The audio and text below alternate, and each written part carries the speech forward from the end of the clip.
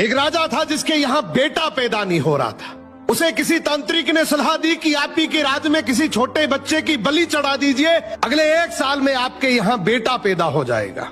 राजा ने ऐसा ही किया। अगले ही दिन ऐलान करवा दिया कि जिस घर से बच्चा दिया जाएगा उस घर को ढेर सारा धन दिया जाएगा। राजा का ये ऐलान एक गरीब परिवार ने सुना तो अपने घर के सबसे छोटे बच्चे को भेज दिया कि ये बच्चा हमारे किसी काम का नहीं, इसे रख लो। अब बलि चढ़ाने की पूरी तैयारी हो गई। राजा ने बच्चे से पूछा, कोई तुम्हारी आखिरी इच्छा? तो बच्चा बोला, मुझे बस थोड़ी सी गिल्ली मिट्टी ला कर दे दो। मिट्टी लाई गई तो उस बच्चे ने उस मिट्टी से छोटे छोटे 4 मकान बनाए और उसके बाद एक एक करके 3 मकानों को लात मारकर गिरा दिया। एक को रहने दिया और उसके सामने हाथ जोड़कर दुआ की और राजा को बोला, अब मेरी बलि चढ़ा दो। ये देखकर राजा को बड़ा अजीब लगा। वो डर सा गया कि शायद बच्चे ने कोई तंत्र विद्या की हो। उसने बच्चे से पूछा, तूने ये क्या किया था?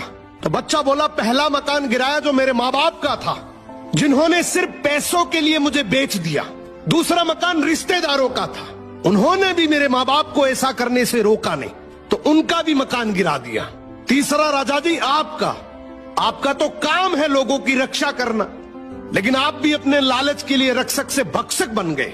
आपने तो अपने लालच के लिए मेरी जिंदगी खत्म करने की सोच ली, तो मैंने आपका भी महल गिरा दिया। और ये चौथा मेरे भगवान का घर है, उसके सामने मैंने हाथ जोड़कर कह दिया कि अब सब तू संभाल लेना।